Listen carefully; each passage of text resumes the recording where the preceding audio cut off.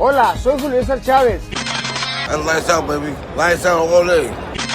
This is Sugar Ray Leonard, and you listen to Fight Net Radio. I mean, this is ridiculous. It's a radio show. It ain't a one-hour television spectacular. Everyone in this room is now dumber for having listened to it. We gon' know. I got eyes and ears everywhere. I got friends all over the world, man. Who gives a shit with White? He's a piece of crap. With a tear in my eye. Hi, everybody. Welcome to Fight Net Radio. I'm probably leaving that in because it amused me. Welcome to Fight Net Radio. Lee Honish, Andrew Lavache, Miguel Antonio Barragan. I am coming to you now. I'm in South Beach, Florida, Andrew. After picking epically wrong last night on the fights and it completely going in a different direction, I officially jumped on a red eye at midnight and flew out to South Beach to console myself. And I'm much happier here at the beach right now in South Beach, Florida. So I'm happy to bring the word of Fight Net Radio to South Beach, Florida.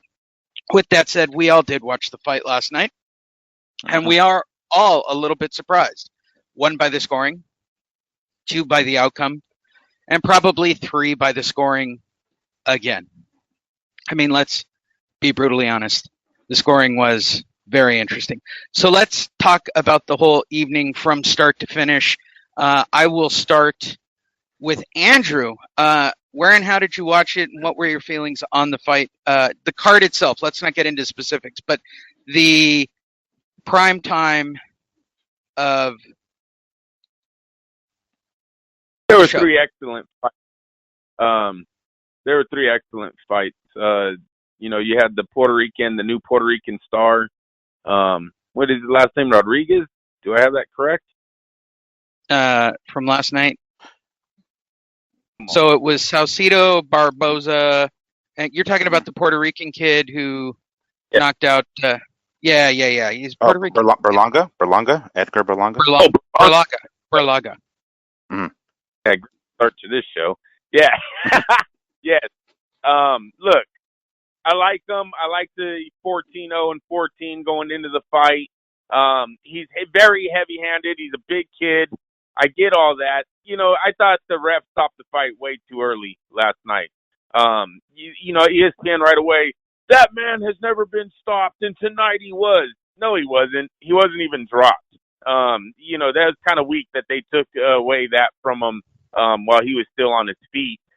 So, you know, whatever. The kid, I want to see him obviously continue fight on. I'm not saying I don't want to watch him. He's a big, heavy-handed fighter. Just I didn't take too much away from last night's victory. That was just, it was way too fast, and seriously, I thought the ref jumped in there way early. I did. I don't know if he jumped in early because I watched the 400 replays of that whole thing. And let's talk about the Miggs. What did you think of the overall fight card before we get into specifics of each fight? I missed the first fight of the main card. I was still watching like the UFC card because they actually had the UFC card a little bit earlier in the day, probably for this exact reason, so they don't overlap. But they did overlap slightly with like the prelims and whatnot. But I tuned in just in time to catch Saucedo, Barboza, and then of course the main event. Clearly, I didn't miss much from that first bout. It was a fun broadcast. You know, it did kind of feel like it did like pull at my heartstrings a little bit. It kind of gave me the feels. It did have that little like fight weekend feel to it, even though it wasn't like it is, you know, it's the new norm or whatever. But I did have that, you know, big fight feeling and that big fight jitters because it's a pretty big deal. So overall, I was actually pretty pleased with the main card. I haven't caught the prelims, but I did enjoy it. I mean, besides that first, you know, fight that we just talked about that ended in the first round, the co-main event and the main event were great, were stellar. I dug it. It kind of felt like the old times. Were you guys? Yeah, go ahead. Berlanga is his name. Edgar Berlanga. Yeah, well, I can tell you the feeling on press row for that fight. There was a lot of press there. Remarkably, I don't know how they allowed so many of us in on press row, but they did. So let me talk about the feelings. Yeah, go ahead, Andrew. He's 15-0 and 15 now. He's a super middleweight. He's Puerto Rican. There's a huge fight looming with the pound for pound king if the kid stays on the path that he is right now. He needs to quickly becoming the Mike Tyson of the Puerto Rican scene. Mm-hmm. So, and all of his KOs have been in the first round. So he's got. I saw during the press conference, like after the post-fight press conference, he has that 15-0 hat. So apparently, all 15 of his KOs and all 15 of his victories have been in the first round. That's it's pretty impressive. Yeah, it's starting to get that Mike Tyson feel to him. Didn't Mike have? Isn't the record Lee 19 for Mike Tyson? Wasn't it 19? 19 round of knockouts? 19. Mm-hmm, mm-hmm. I mean, the big deal is, right, going 19 of 19, 20 of 20, 21 of 21. 15 of 15 is still pretty strong because, and I was explaining this to someone on Press Row last night, 15 of 15 is a big deal. I mean, because your first fights are 4-round fights, and then you move to 6, and then you move to 8.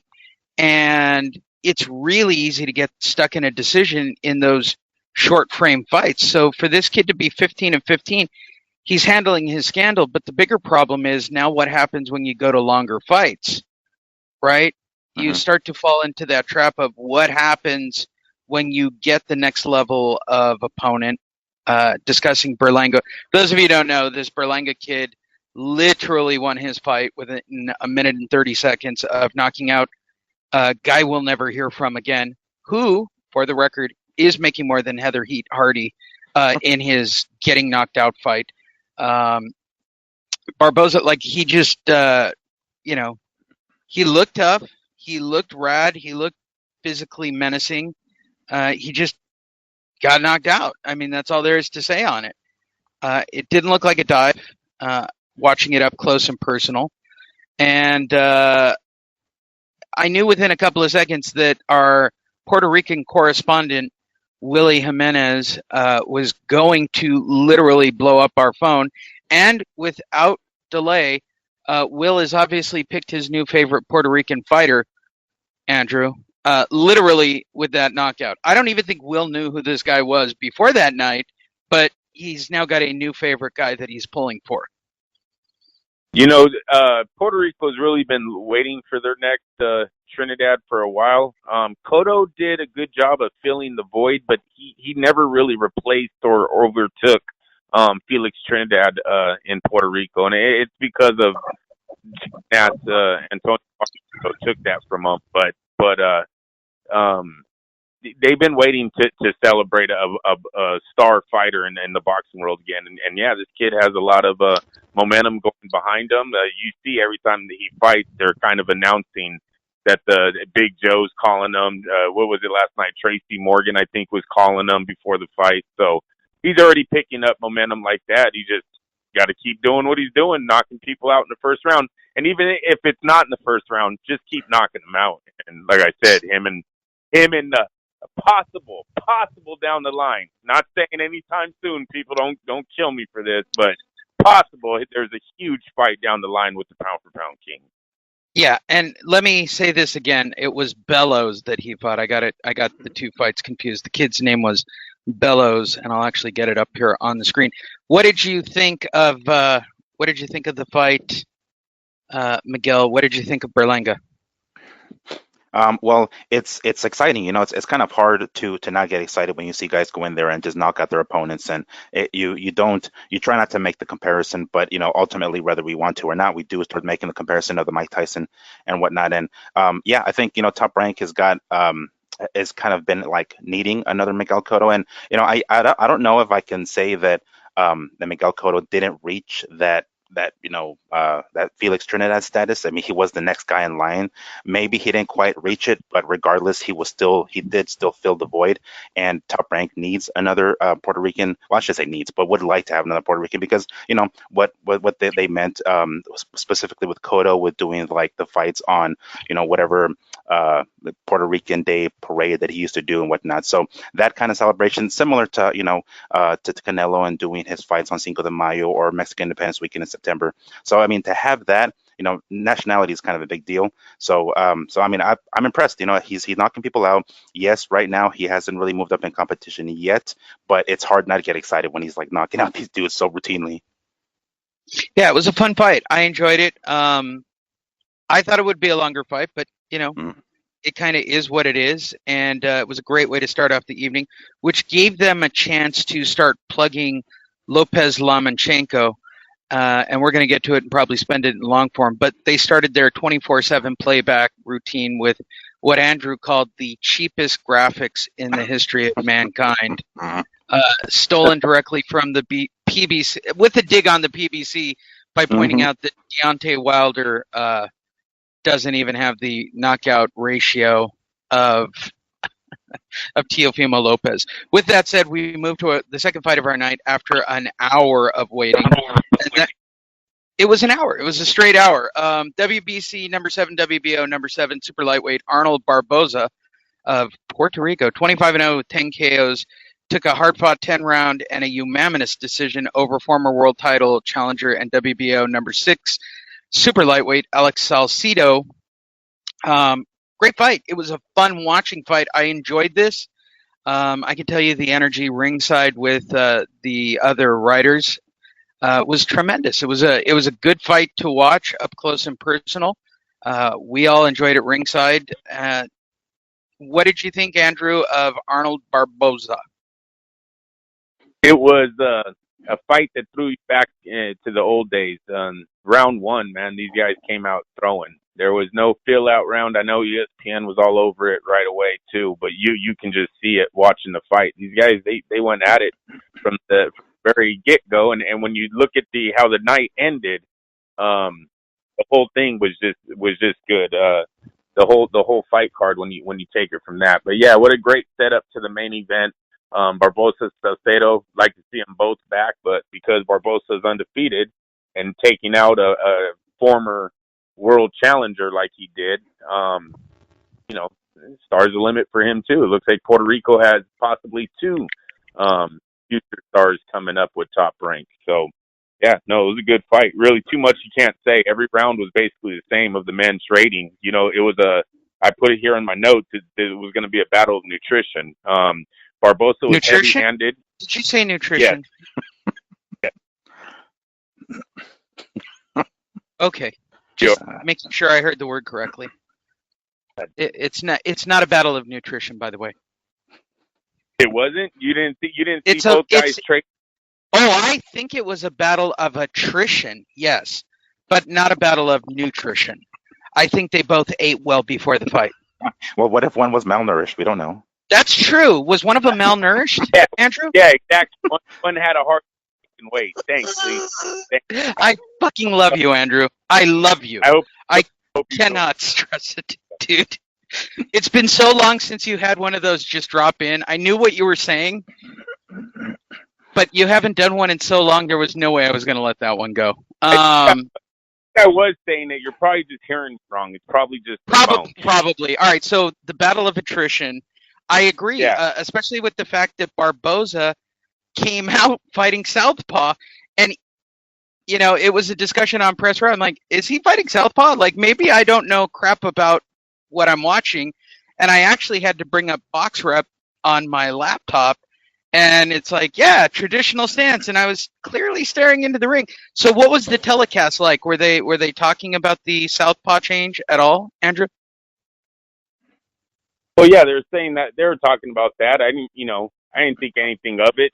He was losing the fight, I guess they were saying, but they were landing punches at the same rate. It was a thing about power, and Barboza's power was doing more damage than Saucedo's. I agree. Now I turn to Fight Fiend Mix. Please follow him on social media, both YouTube and the Instagrams. And now that I'm back on the Instagrams, that's exciting.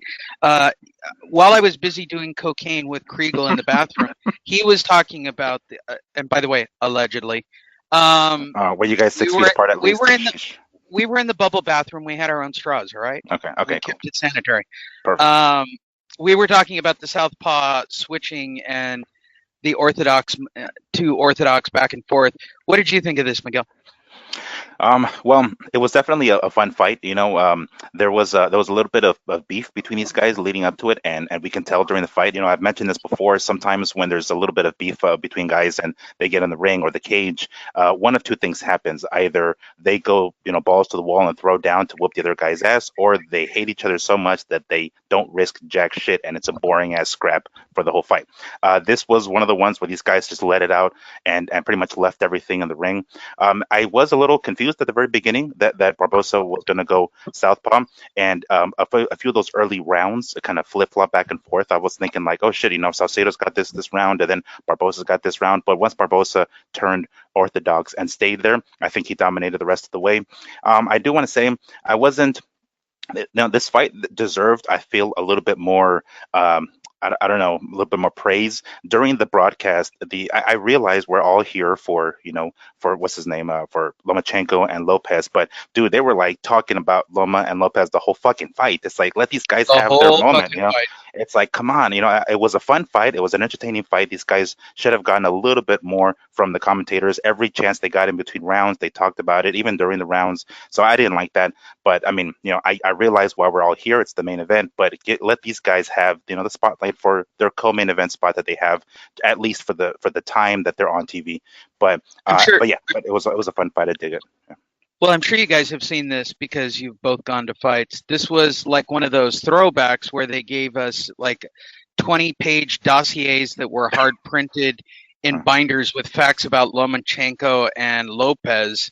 I haven't actually seen a press package that large put in front of me like I was taking a test in quite some time. I asked Kriegel about it in between snorts, and he said that Bob really wanted to hammer home the point of that fight, and asked me, Kriegel in between snorts, asked me what I thought about the Barboza fight, and I said, yeah, I can't figure out why he's fighting southpaw. Other than that, great fight. Dish some more up, Kriegel. With all of that said, that does take us to the main event of the evening. It's a little shout out to our producer, Sam Navajero. He always likes saying the main event of the evening. Let's talk about the main event of the evening. 12 rounds for the undisputed lightweight championship. And a fact that was in my notes, hammered quite frequently, the first time this unification has occurred since Pernell Sweet Pea Whitaker. That's how long it's been since we've had a lightweight unified championship. So the 12-round war of nutrition began. God, I love that. Hey, well, you say that for this one too, yeah. Oh yeah, definitely. Guys, it was definitely the bigger guys. The bigger guy. It happened in both fights. They need to eat more, Andrew. No doubt. Oh no, the bigger guy won in both fights. That's true. Maybe it is nutrition. All right, let's talk about this fight. The first 6 rounds, by all of our arguments, we were sharing scorecards. I was looking over at other scorecards around me on press row. Generally speaking, just so we can hop to the second half of this fight when it became a fight, the first 6 rounds you can make an argument 6-0 Lopez, or you can make an argument 5-1 Lopez.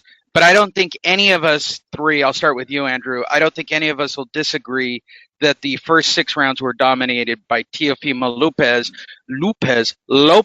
who came out and, it's all the cocaine, really, people. I'm sorry. Hard drinking, long flights, and cocaine. Let's talk about this. Lopez came out not as a guy with his head down and throwing monster bombs, for those of you who didn't watch the fight.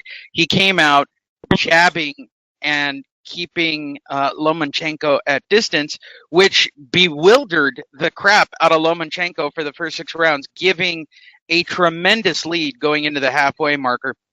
I'll start with you, Andrew. First half of the fight, what did you see? What are your takeaways? It's a real hard fight to judge in the first half. Listen, for a while now, boxing seems to have been changing from you have to take it to the champion to if the champion isn't beating the guy who everyone thinks is an underdog, well, then the underdog must be winning, or this must be a close fight because he's not doing what everyone said was going to happen. And a lot of those rounds, I've seen nothing from both fighters. Yes, Lomachenko's backing up, and granted, not mad about the decision at the end, but I didn't see dominance from Lopez either in the beginning. Look, at 23 years of age, should be the stronger, younger, faster fighter. Oh, boxing IQ tells me you don't stalk, you don't follow, you cut off the ring. You cut that angle off, you get in there, you get them to the ropes, and you make a fight, right? At no point did I see either fighter in the first 6 rounds put their neck on the line and try to go for it. So, well, Lomachenko is backpedaling, which we've seen a lot in boxing.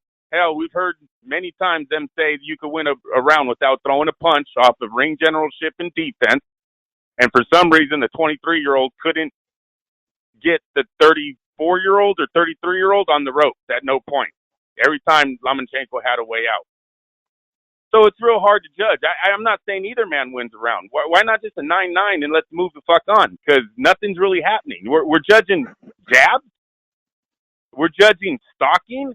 Never before did anyone say you're winning a fight because, man, he is stalking the shit out of the champion right now. And that's what was happening, a lot of that. When you can't get him cornered and you can't land a combo, you're not even landing 2 punches at one time on the champ. And we all know, yeah, I get the belt, but we all know who's the champ in the fucking ring last night. And that's Vasiliy Lomachenko. Some have him the best fighter in the world. So he's the champ. Got to take it to him. So in the first 6 rounds, I have it like, you get 5-1. You want to go with that because, he's the underdog, and I know there's a lot of money on him. There's a lot of people that bet money. You heard him say before the fight, all the small money went on Lopez.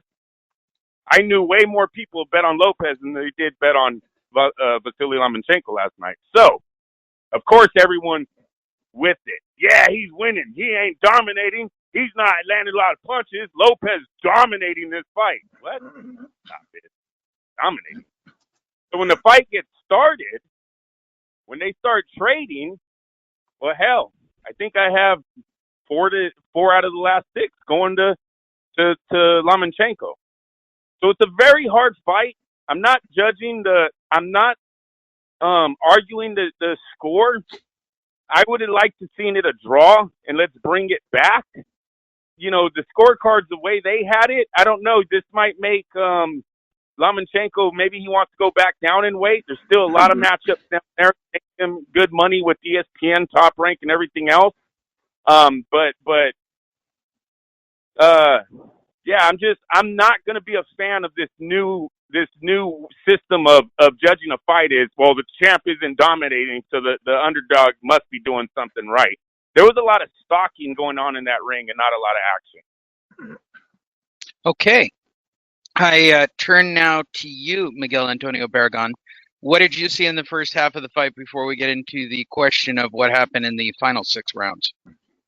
Well, I pretty much saw it the way Andre Ward saw it. The only round I actually gave Loma was the second round because of the clean punches, basically, because he did land a few combinations that were clean. It wasn't. It was kind of a hard fight to judge because either fighter. They weren't doing much, but the one that was doing the most, if you want to call it that, was Teofimo. Was coming forward. Yes, he wasn't cutting off the ring, but he was coming forward. He was throwing a lot of punches. Not many of them landed.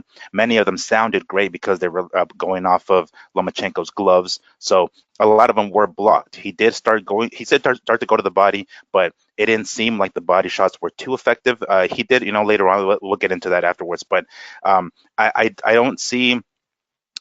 Usually the way it works is when you have a challenger and you think like, oh shit, what can the challenger do to make the champion look different? We didn't see that in that first few rounds, or however 6 rounds.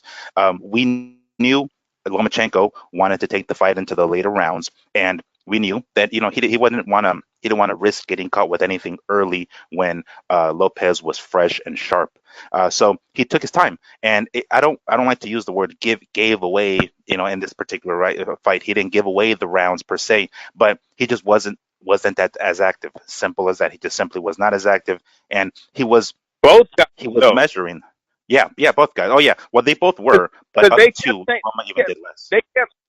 They kept talking about boxing IQ and how Lopez was showing the IQ they didn't know he had, and I disagree. A boxing IQ tells you to cut the ring off, right? A boxing IQ tells you got to beat the champ. You don't follow the champ. You can't follow him around. We don't get participation trophies in this sport. You don't follow missed punches, and that turns out to be you winning a round.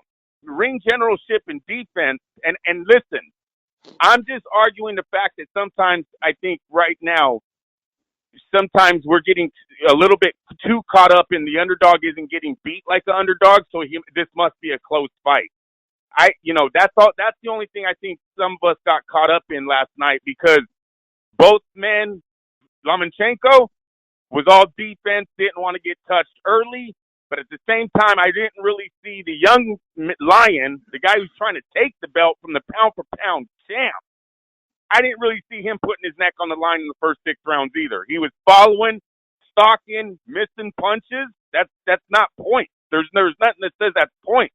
How much of that was the defense then of Lomachenko? But with that being said, great fight overall. The last 6 rounds of this thing were it was crazy, man. Lomachenko's finally landing combos.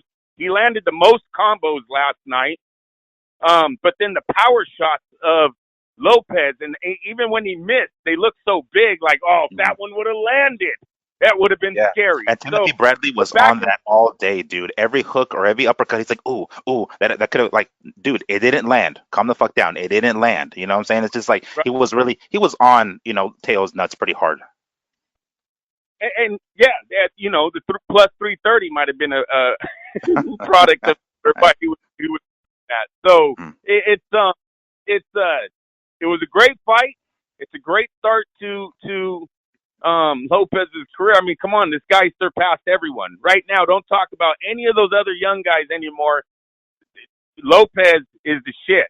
Lopez might even be the favorite in the freaking rematch, because look, he's 23. He just got, his confidence just went up. His trust in his corner just went up. I got to give a shout out to his father, who I think did a great job of judging that fight from the sidelines and actually making the judges think what he was saying was going on. I don't know if you guys caught it, but that man was loud. He was loud, and he was calling that his son landed. Yeah, there you go. You got him. He's hurt. You got him. And it was almost like he started. Letterman's daughter, we know, I think, was just listening to dad. Hey, she had the dad scorecard. I bet you talk to Lopez's father, he's gonna be like, "What? I had it 11-1. What's wrong with that card? That was my card." Fuck out of here, 11-1. Speaking of the scorecard, and yes, it was the tale of 2 fights, and it was definitely something to discuss. So let's talk about the almost seemingly ridiculous scorecards. At the end of the night, we tallied up. Almost. Lee, it might be the worst card ever put out. Are you? No, because wait, ho. In Julie Letterman's defense, this is not her worst scorecard. It is in the top 10 of bad scorecards. But we all know that she has actually given complete fights to people that have completely lost the fight. At least she was on the right side of the law. I mean, she actually gave one of her ridiculous 119-109 scorecards to the guy who won the fight. Normally, she gives it to the person losing the fight. So to her credit, whatever deranged cocktail of medication she takes before a fight, where she just blindly looks at both fighters and go, "I'll take the one in the pink shorts," and then she scores at 119-109 for that guy. This particular night, I guess Teofimo caught her eye before the fight. She drank, had her little cocktail of pills, phased out, and while she was with her eyes shut, listening to imaginary music in her head, And when the fight was over, 119-109, Teofimo. I don't know why I made her a Southern Belle in my mind, but it's much funnier that she's a drunken Southern Belle in my mind. If you don't know what the scorecards here are the final scorecards. Judge Steve Weisfeld, who I now question his sanity, 117-111. Julie Letterman, who was clearly drunk, and I'll say allegedly so I don't ever get in trouble with the Nevada State Athletic Commission, 119-109. And Tim Cheatham had it 116-112. Now, let me give you the fight. Let's start with the Andre Ward final score. What was Andre Ward and Miguel, what was your scorecard? Because it was the same. A draw. I actually had it a draw. I had it 6 rounds to 6. It was like literally round for round. It was that second round and then the second half and then the 12th round for Teo. It was literally round for round, exactly like Andre Ward's. So a draw I would have been totally okay with, right? I can see Teofimo getting the edge. I actually rewatched the fight and tried rescoring the fight without actually seeing my previous score, and that time I actually had Lopez winning by 1 round. So it was just like a one swing round. It was kind of interesting, right? But judges, they don't get a second chance. It's like a one-shot deal right then and there. If you missed it, you missed it. If you got it, you got it. So they didn't have the luxury of having to rewatch the shit a second time and rescoring it or whatever. But I can see that first time, me scoring it, I had it a draw. The second time I had it for Teo, but I'm not disagreeing with the decision, because I after rewatching it the second time, I can see how Teofimo won, but I am leaning towards a little bit more towards the draw that first time that I watched it. So yeah, it was exactly round for round like Andre Ward's card. I had the fight scored 113-115, which would be the one round swing, right? Yeah. I had it 113-115. Andrew, how did you have it on your final scorecard? I had it 113-115, but I have question marks all over my scorecard because, once again, nothing really going on in a lot of these beginning rounds. I know they wanted to make it sound like the boxing of Lopez was nullifying Lomachenko, but I never seen Lopez actually dominate in the first few rounds. He did a lot of stalking. He did a lot of just following the guy around, and that's not point. That's not how you beat the pound for pound king. And I get it.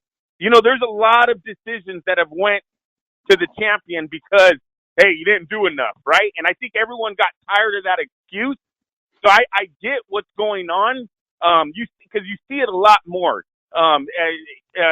in where this situation is happening. So I have a lot of question marks because I didn't know how they were judging. Look, he's the pound for pound champ. He's not really getting beat. Ain't nobody taking his title. He's not on the ropes getting handed it to him right now. So, and I've seen judges that box on defense, ring generalship, the fact that the other guy can't land a clean shot. Never landed a combo. I don't know. He lands a combo to the body, but I don't know if he ever landed 2 punches to the head. It's so I have it. I really didn't know where they were going. I was blown away by the scorecards. I was literally blown away. It was like, did Top Rank find out Lomachenko was moving? Is Lomachenko got to deal with someone else that we didn't know about? This might come out in a few weeks or maybe a few days. What if he signed with Dazn or the PBC? Like, that's why the fucking scorecard said that. But as of right now, I'm blown away. This is one of their top guys. They have losing 11 out of 12 rounds on one card. Yeah.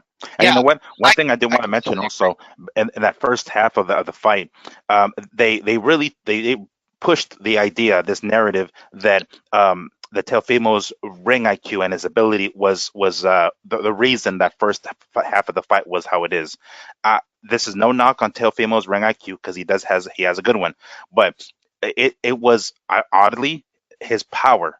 We all knew that he was dangerous, or he is dangerous. He's got that one punch knockout power. Even though he never really landed it on Loma, it was the threat of that power that I feel kept Loma away and ultimately gave away those early rounds. So I don't know if it was necessarily his ring IQ per se, because he did pretty much follow fucking Loma throughout the entire first half of the fight. But I just feel like, Loma knew better. Loma was like, you know what, let me just not risk it right now per se, and I'll put the pressure on later on. So even though indirectly his power, that's what I'm trying to say. I guess indirectly his power was a factor. Whether or not the punches landed is another story, because I don't think he ever really hurt Loma with that power that we were expecting. But it was just the threat of that power there that caused Loma to kind of move in that first half and not and pretty much give away those early rounds. Can I stress this again, just staring at Julie Letterman's scorecard here on the screen? The fact that she gave all but one round to Lee, gotta be one of the worst. Which round was it? Which round was it? Hold up. She only gave him... Wait, this is the funny part. She only gave him round 11. The one that he clearly won on the two other judges. Yeah, he takes a lot of the rounds when actually these two start mixing blows, man. And see, that's the judges all score it that way. From 7 on, I can make an argument for their scorecards, right? I mean, all 3 judges, which is the way I scored it, showed it a shutout up to 6th round. And then in the 7th round, that's when everybody except Julie Letterman, who was clearly on a heavy load of barbiturates and alcohol, allegedly. No, I wasn't. I was having fun at the fight. Sure you were. Okay, if we throw her card out, I can make an argument for Weisfield or Cheatham's card, right? From 7 on, they saw the fight change, Andrew. They saw the fight change. Julie Letterman clearly... That's what I'm saying. How many times are we going to bring her name up and go, wow, that's whack, bitch? Like, what were you thinking for that She just fight? became the new Adelaide Byrd, apparently. No kidding, it's right? worse now. It really is. This scorecard, bro, is pretty one round. Come on, man. It wasn't that big. It wasn't that big of a shutout. One round, that's all she seen. Like I said, she was listening to the father. I want to know where she was sitting ringside. I bet you it's close to his corner, and she was listening to that dad all day. Because listen, in a quiet room, that does a lot to persuade a judge to go on a close round either way. When you got one guy who's like, yeah, that was it right there. That's the combo right there. That got him. That got him right there. Like, you know what I'm saying? You could hear his dad hollering the whole time, and his fucking look at these scorecards. I think they reflected that. And even in between the rounds too, every time like Tail would go back to his corner, it's like we got him, and saying shit like we got him figured out, or a bunch of other fucking crap. It's just like, dude, what the hell? And like they actually mentioned it during the broadcast. There was, I think, the 3rd or 4th round where Teofimo's corner was basically telling him that they got him figured out already. Like they got him. It's like, what the fuck? That's and then Andre Ward was like, dude, hold on, that's a little premature to be saying that right now. It's all round 3. We're barely a quarter into the fight. Come on now. Yeah. All right, I'm going to break news. I don't like to give inside dirt when I'm at a fight covering it, because I like to leave Bob's dirty laundry usually at the fight. But I'm going to break news here for everybody in Fight Net Radio land. Julie Letterman was on her phone through the entire fight. I don't know if she was watching videos or she was Facebooking or MySpace. I don't know what era she's in, but she was on that phone all night. And when it came to the end of the round, she just kind of shrugged and wrote a number down, and there you go. And she was sitting next to the corner, Andrew. You were correct. I mean, but I watched her basically for 12 rounds staring into her phone. Maybe she was trying to get laid later that evening, and she was texting with someone. I don't know anybody who would want to lick that vagina, but I mean, maybe I can speculate why she's so stupid. They did catch a ref on a phone in a fight yesterday. Did you guys hit the web? Yeah, in the UK, I think it was, right? Yeah, the Vasquez, very controversial decision, I guess, went down, and then they have video of one of the refs ringside on the phone. What a dork! Yeah, looking at the he's looking at the morning line for the fight, putting his scorecard. Hey, everybody, go to fight.net.radio on Facebook or you can follow all three of us on social media platforms. We're all available. It's Andrew Lopachet. It's Fight Fiend Miggs. You can catch him on YouTube and Instagram. And of course, my name is Lee Honish. You can catch me from Twitter to LinkedIn. I post on everything.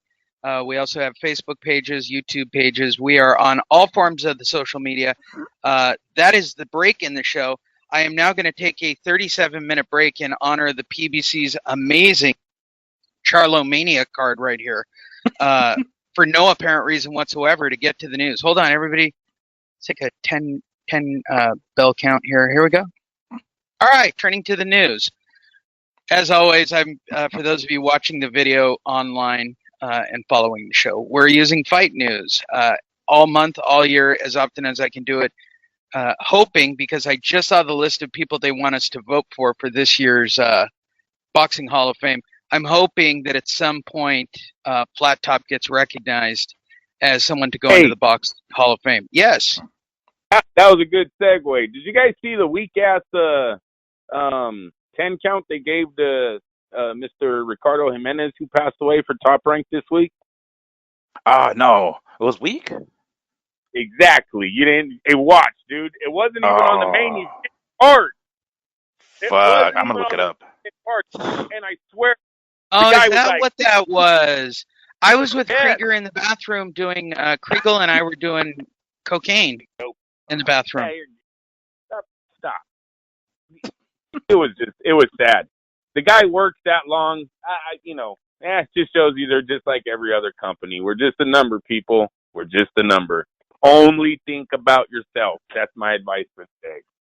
And that's the advice I got from Mark Kriegel too. When it comes to your job, man, when it comes to your job, that's how you got to be. Because you know what? Are you serious? They didn't even have them on the fucking main card, Lee. It was on the undercard. You know, if they show at like from 3 to whenever the main event telecast starts, it was on that one.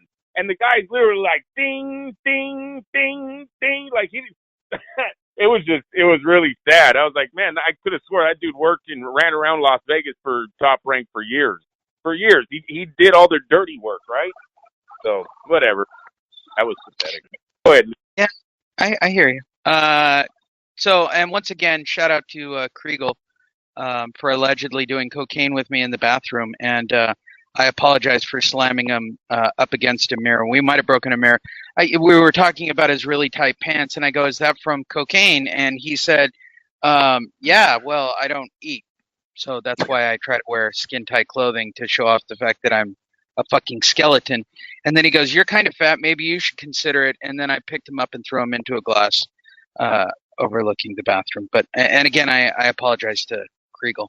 But hey, thanks for the cocaine. Moving forward, we're done with that fight. Vegas was fun. I'm in South Beach now, resting on the beach. Crawford takes on Brooke. Franco Maloney 2 official.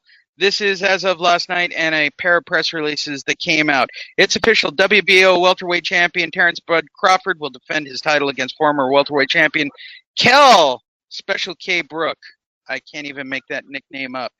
In the World Championship co-feature Joshua El Professor, Franco will defend his WBA super flyweight title against Andrew the Monster Lopachet? No, Andrew Maloney in a rematch of their June bout.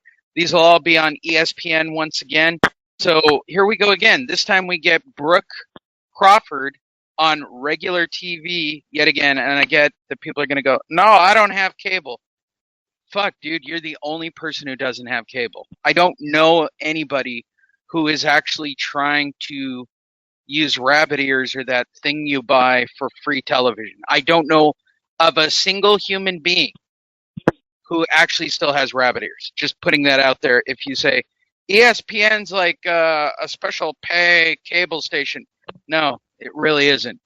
In fact, I can't find ESPN feeds on the illegal websites because it's so easy to get ESPN. Just putting it out there. So let's talk about Crawford Brooke. They made it official yesterday. They held press conferences with all the media and all of us there. I'll start with you, Andrew. Are you looking forward to the next big ESPN fight, Crawford Brooke? Yes, because I haven't seen Crawford in a long time. I just don't. We're not going to get anything from this fight except hopefully a Crawford victory, and he'll be able to call out some guys afterwards. His legacy doesn't go anywhere because I think Kell Brooks shot as a fighter. He's quit twice in his career, and he's also been in the hospital twice in his career, both eyes detached in separate fights. It hasn't been good for Mr. Brooks. So legacy-wise, no, Crawford goes nowhere. He just holds down his spot and gets a platform where hopefully he'll be able to call out one of the other PBC guys. Hey, kind of sad, shout out to Top Rank. In 16 fights, the Teofimo Lopez is now a star. PBC's had some undefeated guys for many years now and haven't done anything close to where Lopez is right now with Top Rank. So shout out to Lopez for stepping up to the plate and Top Rank getting them there. Yeah, completely. I turn over to you, Miguel. Crawford Brook. Well, I'm not too excited about it. It's another one of those keep me busy fights with more of a name in Brook. I know he's not too much of a name here in the U.S., but we all know who Kell Brook is. Kell hasn't fought at welterweight since like 2017. I don't. He generally comes into fights in great shape. So I don't really see him like struggling too much to make 147. He will struggle a little bit. He's older now, of course, but I don't see him struggling too much to make 147. But making the weight is one thing. Actually performing after making the weight is another. So I don't anticipate his performance being that great. I think he's going to deplete himself way too much to make 147. But of course, that's kind of the whole plan here. It's a keep me busy fight for Crawford. To piggyback off what Andrew says, it isn't really moving him forward per se. It's really more so of a keep him busy. We're not going to see anything different from Crawford. We're not going to see something that we're anticipating or anything that we really want to see at this point, because we all know the fight that we do want to see. But I mean, it's a keep me busy fight. I guess it's one of those. It's going to be one of those cards, that the Top Rank has put on recently for keep me busy fighters. But it's good to see Crawford in the ring. We don't want to see inactivity. For all we know, inactivity, was a factor last night with Teo and Loma. But inactivity, because of what's going on with Corona, is really affecting a lot of fighters, especially older fighters. But I mean, it's good to see him in the ring. Yay. Yes, I'm going to tune in and watch, but I'm not exactly going to be sitting at the edge of my seat for that one. Just announced as well a couple of days ago, Anthony Joshua will take on Kubra Pulev. Confirmed for December 12th. Unified heavyweight champion Anthony Joshua will defend his WBA, IBF, WBO heavyweight titles against mandatory challenger Kubra Pulev at the O2 in London on December 12th. Live on Skybox, Sky Sports, Sky whatever in the UK, and DAZN all throughout the 9 markets they carry it in association with Top Rank and Epic Sports Entertainment. Can I say that again? In association with Top Rank Sports. Way to go, Bob. Joshua recaptured his belts and position after unified heavyweight world champion with masterful unanimous decision victory over Andy Ruiz. December 12th will be AJ's first fight on UK soil in over 2 years since he defended his crown with a devastating 7th-round knockout over Russian Alexander Povetkin at Wembley Stadium. Pulev, who is now 28-1 with 14 KOs, the IBF #1 ranked heavyweight mandatory challenger, gets his second shot at world honors after his defeat to modern legend Vladimir Klitschko in 2014, the only loss of his 29-fight professional career. He has won 6 fights in a row since then, including victories over Chisora and an IBF eliminator over Huey Fury. So let's talk about it. Kubra Pulev takes on Anthony Joshua, and I start with you, Andrew. You excited to see big Anthony Joshua back? Yeah, I mean, he's fighting Pulev, so I don't know how long he's actually going to be in the ring. We'll see how good the fight it is. I don't even know if they're going to be able to do it now that didn't they take the fans back out in the UK? They're on lockdown again, or Yeah, they're but they about to built be a on new lockdown? bubble. We talked about this last week. They built a new bubble. It's okay. O2 Arena. Yeah, you can bubble the O2 Arena. All right. Well, yeah, I just don't know where they're going to make the money. Look, Anthony Joshua has been cold here in America for a while. You know, I didn't even hear you say DAZN was associated to this. Yes, Is DAZN DAZN anywhere for on? their 9 markets. Yes, I'll say it again. Is It's on Sky Sports and DAZN on all 9 of its markets, including the U.S. It's Matchroom in association with Top Rank, Epic Sports, and Entertainment. So what Eddie Hearn and Anthony Joshua need to hope for is that his name is still hot enough here in the States that people that have cut their subscription to DAZN is actually going to get them back to put it back, get that fight. Is Pulev versus Joshua big enough to get you to drop $100 possibly for the year, or do a $20 a month thing? So it's real interesting. Look, Joshua is the first one that's coming in this pandemic as a $20 million or plus fighter, who's going to try to make his money off of what pay-per-view alone and hopefully DAZN. But I don't know if he's big enough in America to bring guys back to that subscription. Yeah, I completely agree. What about you, Miguel? I am kind of excited actually because I like to see these guys stay busy, and he's not just taking necessarily a gimme fight. I think, if I'm not mistaken, Pulev is one of the mandatory challengers for one of the belts that he has. So he's handling his business. He's like taking care of the mandatory challengers. So I like seeing that. Whether or not Pulev deserves a shot is another story. But point is, he's there, and they're going to give him a crack. He did hold his own for as long as he did against Klitschko back in 2014. But I mean, that was what 6 years ago. So it's definitely not the same Pulev anymore. But I'm excited to see him back in the States. I am I actually let my DAZN subscription expire, but DAZN is actually going to come up with some pretty decent fights this month, and now Pulev and Joshua later. So I'm debating whether or not I want to re-up it, because I just let it expire pretty much. So I think I might, because DAZN is going to come up with some pretty good fights here at the end of the year, and I suspect that might be the same mentality that most fans have. It's like, well, okay, it's not just going to be this one this one fight that we're going to see with Pulev and AJ, but rather a couple of good fights by the end of this year. But I'm excited to see AJ. I'm not. I'm not really that big of a fan of heavyweights in general, but the interest right now is what was considered the 3-headed heavyweight monster, right, with Wilder and Fury and AJ. So now it's Fury and AJ. So I'm like, all right, cool, yeah. Anytime Fury's on or anytime AJ's on, I'm gonna watch. So I'm pretty hyped up about this one, and of course, on top of the fact that he's defending one of his titles, or however many titles are on the line. Still haven't heard of Wilder. Wilder hasn't made no announcement for a while here. Correct. Wilder and Fury are still not. We have some people that are positioning. We'll get to it in a second, but there are people positioning for Fury, and we'll talk about that in one moment. This next story is filed under the not sure why this story appeared category. Drink ring card girl cautioned in Japan. This story by Joe Koizumi of Fight News. Shout out to Joe for writing up this story, all 2 paragraphs of it. So take it all in, everybody. This made it to Fight News.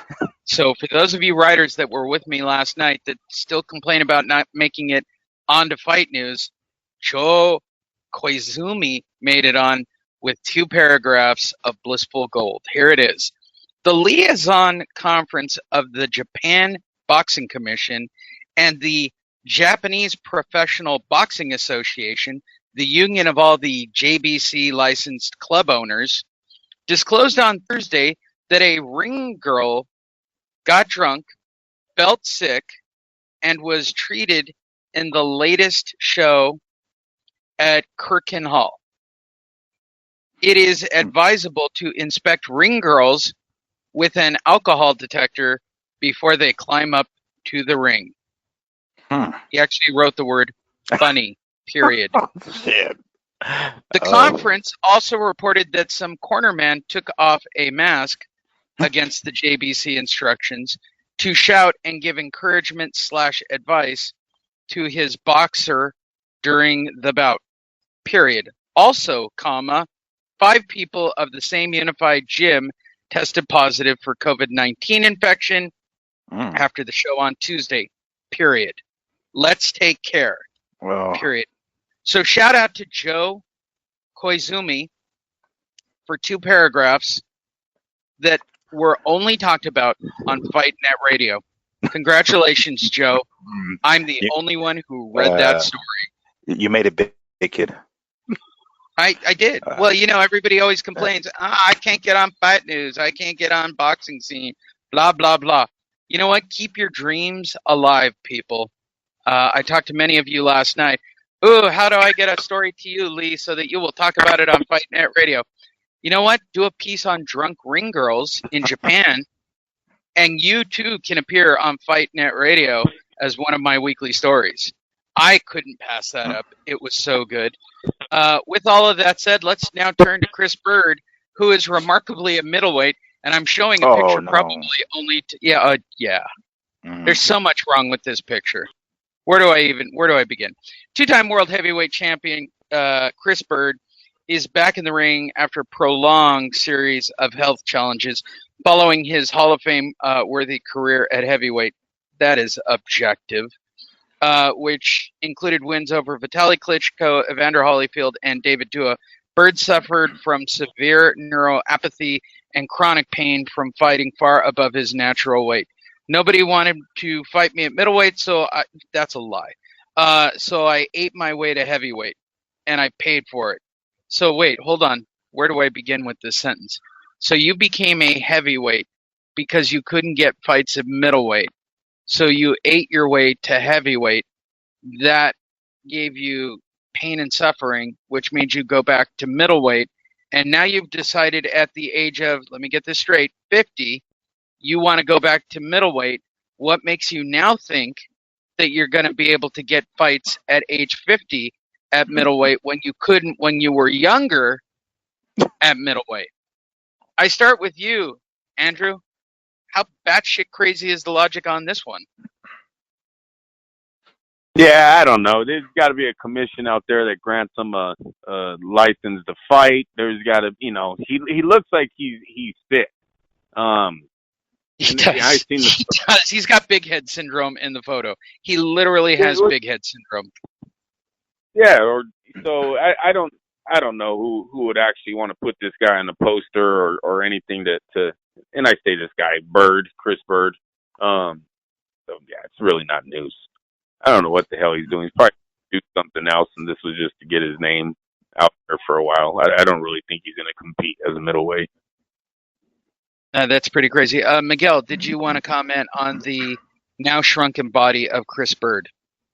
Well, it's definitely sad to see. It looks like he's having a battle with nutrition. Because he's it looks like he's wilting at this point. I remember later in his career, he actually dropped down to light heavyweight. And he did look quite lean, and he looked great, well, obviously lean, but he looked great. Physically speaking, in the ring, he looked flat-footed as fuck, and he got his ass handed to him bad. So that was a light heavyweight, mind you. As you get older, you aren't able to keep the muscle mass that you used to when you were younger, obviously. So maybe being lighter isn't that difficult? I guess especially when it comes to him wilting like that. But it's a bad idea. I don't know. I have no idea. I'm not a doctor, obviously, but how the fuck do you get neuropathy from gaining weight? I don't know. Is that a thing? To make it to heavyweight, fuck if I know. But anyway, it's a bad idea. He obviously is way past his prime at this point. He's fucking 50. If he wants to be involved in the sport, I'm sure he could find another way of doing it and not necessarily in the ring. But he looks bad in that picture, man. Like, I think he's trying to show, he's got abs because he didn't have abs when he was a heavyweight. But dude, he looks, they say it, abs on a skinny dude is like big tits on a fat chick. That's pretty much this right here. Yeah, I'm putting it out there because, as crazy as this sounds, I'm 2 years older than Chris Byrd, and I look better than Chris Byrd. That's a real problem in your life, Chris Byrd. I should not look healthier than you. I'm just saying it for the room. And Chris, if you can't find a fight at middleweight, I'll step in for you.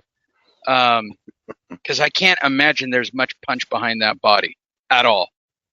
Moving forward, because that was just fucking freaky. What else do we have? We had a couple of other news stories to cover before we get you out of here. Again, go to Fight News in loving and long-term memorial of our friend Flat Top.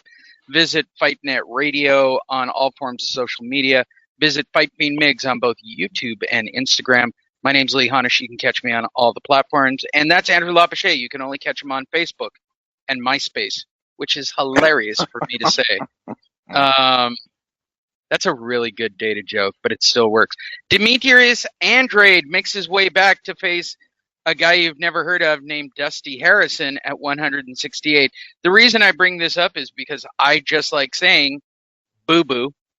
And anytime I can say boo-boo in the course of a broadcast, I like to do it. So WBO middleweight champion Demetrius Boo-Boo Andrade, which is also pronounced Andrade, depending on what day and what channel you watch him on. And if you're Brazilian, it's Andrade. You're right, Andrade. You just lose the R altogether. We'll face Dusty Harrison, which I think was the name of George Strait in the one country movie that he did, just putting it out there, who is 34-0-1 with 20 KOs. Over a 10-round super middleweight fight on November 7th from the Hard Rock Live in Seminole, Florida. Maybe I'll just stay out here till November 27th here in Florida and head over to the Hard Rock Seminole. I don't know what a month would do for me in Florida. Probably help. I don't know, whatever. Andrew, you like boo-boo? Let's talk about boo-boo. No, I don't know where you got that from. This is a guy who's been on the outs for a while. He doesn't get a shot, so I don't really know who Andrade is until he did DAZN or one of his other failed promotional companies can't seem to do, and that's get him a legit fight. I ain't never talked about this guy. I don't know what the fuck you're talking about, Lee. Miguel?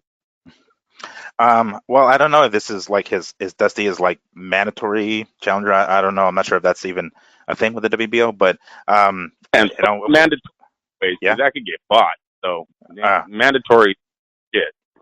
Well, so I mean that tells you pretty much everything.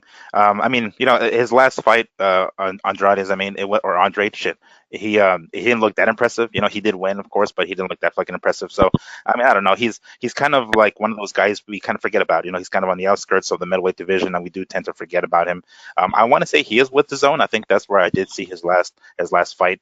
But I mean, you know, what can we say about him? You know, he tries to get fights with his mouth. You know, he talks a lot online and whatnot, and you know, he's, according to him, people just don't want to fight him, and he's being avoided.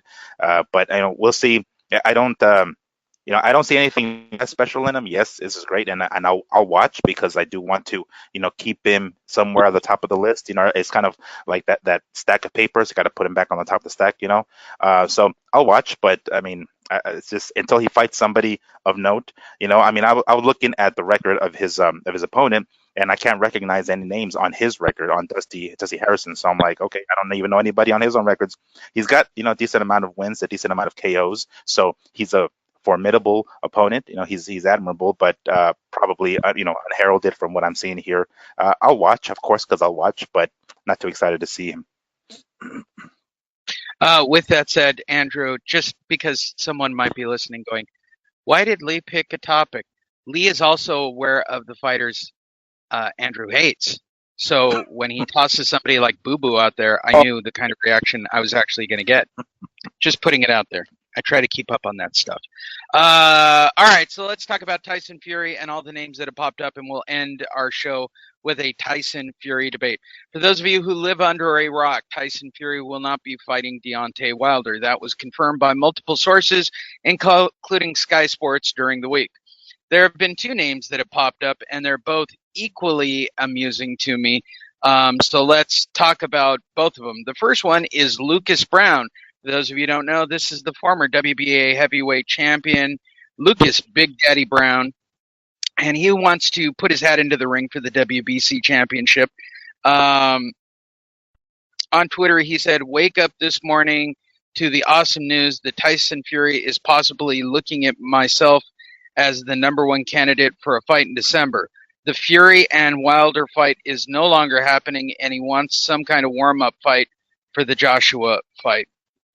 Now, if that's me, I'd be more than happy, more than willing to jump in.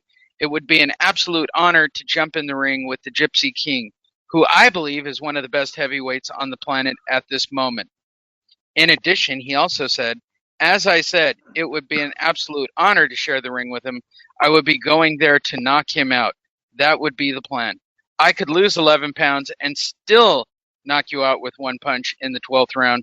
And that's why I am always going to be dangerous no matter what. All right, let's talk about the, in his mind, dangerous Lucas Brown. And I'm not sure why he's talking about dropping weight unless that would mean he'd be the same weight as Deontay Wilder or whatever the hell. Kind of crazy story. Nowhere have I seen Tyson Fury even debating Lucas Brown, so I'm pretty much convinced this is a meth and heroin-fueled, crack-smoking dream that he had one morning after partying all night. He just woke up and went, wow, I had a dream. Tyson Fury was thinking about me, and he wants to fight me. That's what I think happened. So I'll start with you, Andrew. Lucas Brown, Tyson Fury. Are you buying into the drug-ridden brain of Lucas Brown, allegedly?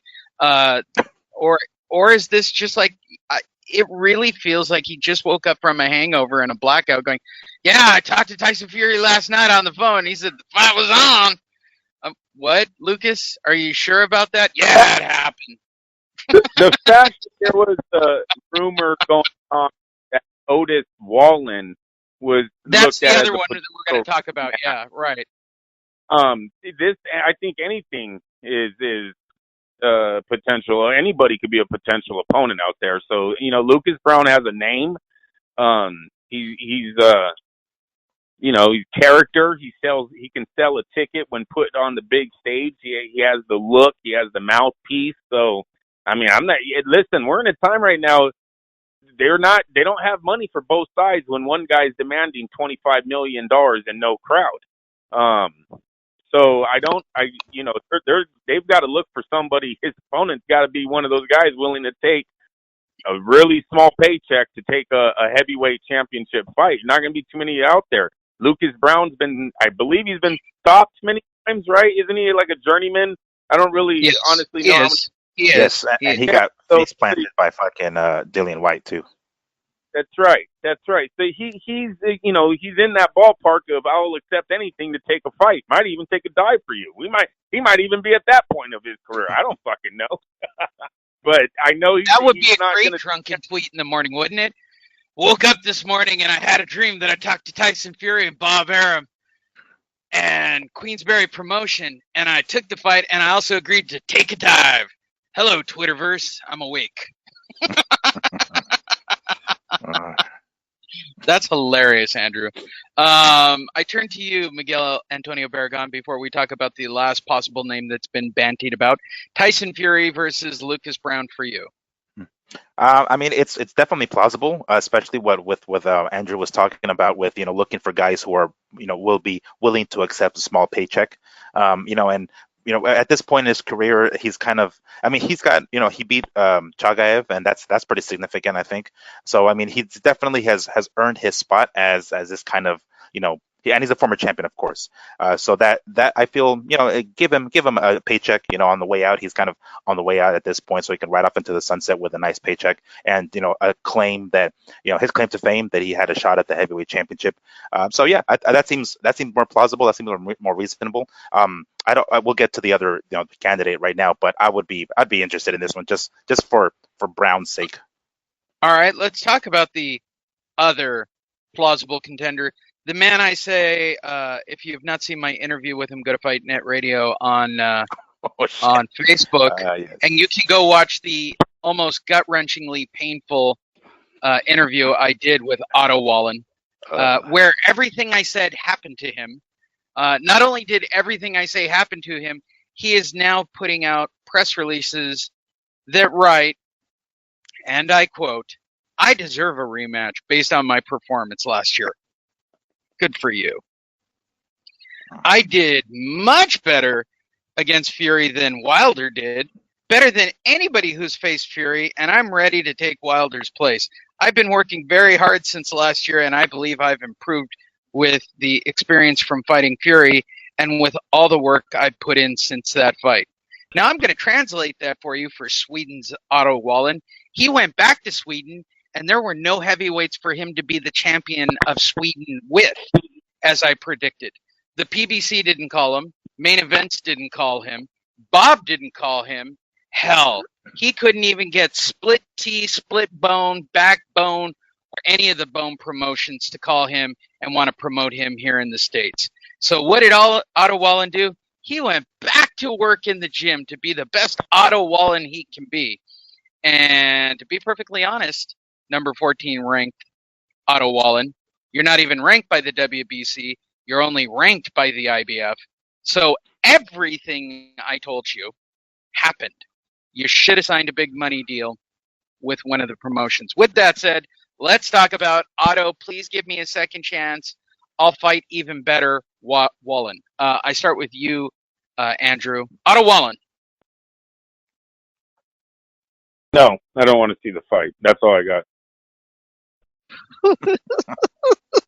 Miguel, you were there live and feeling rather uncomfortable as I put the entire Otto Wallin team on notice that this exact press article, this exact moment in history and time would happen in his future, as all of them looked at me and said, no, that's not going to happen. We're going to be the champion of Sweden. Well, here we are a year later. Anything new on Otto Wallin that you want to talk about, Miguel?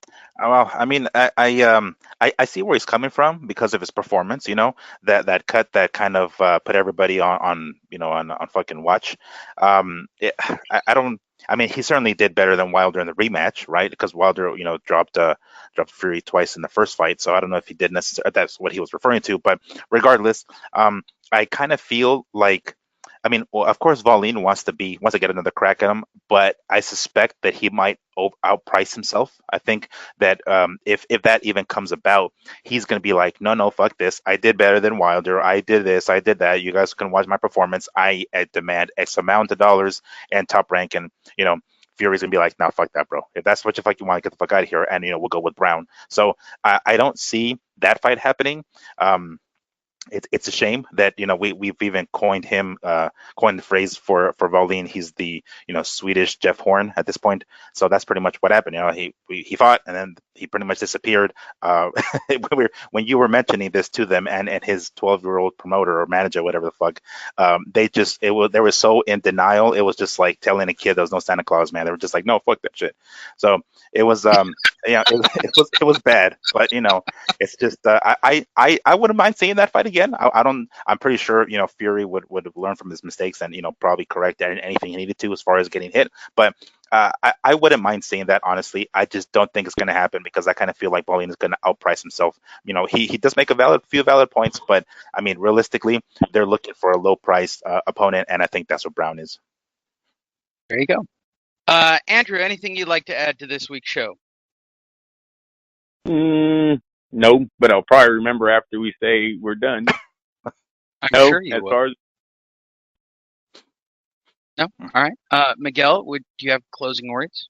I do. Just a few closing words on Teofimo's win. But I as we mentioned earlier, I agree with the decision, him winning. I definitely don't think I'm not sure if a quote unquote star was born because of his performance. It was a close fight. I mean, I'm not talking about the judges' scores part, but the fight itself, if you watch it with your fucking eyes.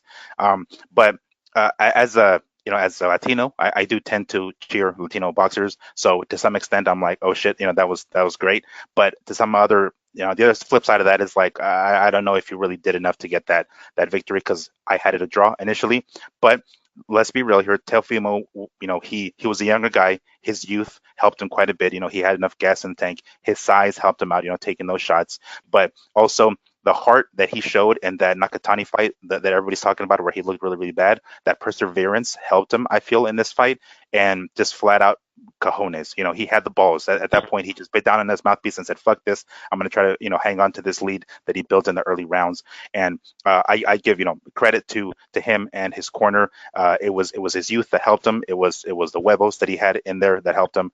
So just props where credit where credit is due. He whether we agree with the scorecard or not, he did eke out the decision, and we got ourselves a new undisputed champion, and he's Latino. I will say the 12th round helped him a lot winning this fight. This fight, I know not on their scorecards, but is really fucking close if he don't pull it out in the 12th, because he's losing now. He's losing all the championship rounds. He's losing the majority of the end of the round. You know what I mean? Like, it was real badass that he pulls out that 12th round. Yeah. And you know what? He kind of got a little bit of a break too with that cut when the referee stopped it to take it to the corner with like 12 seconds left or something. He got a little bit of a breather. He was like, okay, let me just take a quick breather here while they take a look at my cut, and then he closed that round pretty strong. So I mean, I'm not trying to say one thing or the other, but it certainly did. The cut was bad, yes, but it certainly did help him that the referee stopped the fight for a couple of seconds to take a look at that cut, and he did get a quick breather there in the corner.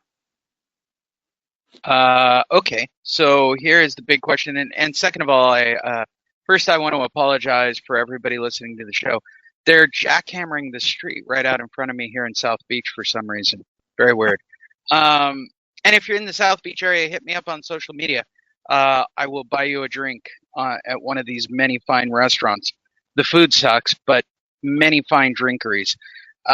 Which celebrity would you like the opinion of for this fight? Miguel, I'll let you choose. Who would you like to get feedback? Everybody's at our disposal today. Every celebrity, huh? Well, not every celebrity. I mean, the ones that have joined the show previously. Oh, keep it in the ballpark.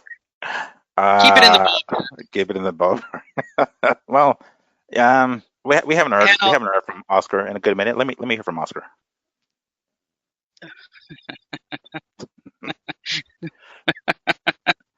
All right. Hey, what's up? What's up? Is that fuckface Andrew on? You there? Who did you have winning, Oscar? Who did you have winning that fight, Oscar? Hold on. All right. Okay. You there, Andrew? Yeah, I'm here. Fuckface. What do you want? Hey. Do I still owe you, bro? Do I still owe you? You? I owe you, don't I? I have no idea what you're talking about. Really? What'd you do when you were a little bitch kid? Tell everybody. What do you mean? A picture? You owe me a picture, fuckface? Yes. Yes, you do. Yeah, I watched that fucking fight. Okay, bro? I watched it. My Oscar sounds nothing like Oscar. I don't know why we continue with Oscar. I don't know why you guys allow me to continue to do Oscar. It's really a bad impersonation of my friend / ex-coach / that fucking guy in my life. But it's nothing like Oscar. Why would you do that to me? I mean, you could have had Bob Arum come and give his final thoughts on the fight, which would have been way funnier. You could have had Julie Letterman back on, because I'm convinced she's going to reappear. In fact, joining us on the phone right now is Julie Letterman. Hey! Oh, Clarissa. Oh, geez. You can never stay away from us, can you? Is it true Barboza made more money than me? Yes. Hands down, Clarissa. Oh. I'm fighting again. Oh, I didn't know that. I didn't. Thanks for reminding me, because I didn't know. Showtime. Hey. Hi, everyone. I turned the recorder back on as a personal note. There was a debate during the show of the word nutrition and attrition. The battle of attrition is two wills fighting for dominance. Andrew truly meant nutrition, which I understood what he meant, because it was a bigger guy fighting a smaller guy. I wanted to put this personal footnote at the back of the show saying I knew what he meant. It was just an awesome choice of words. there you guys go. Have a really good week from Fight Net Radio.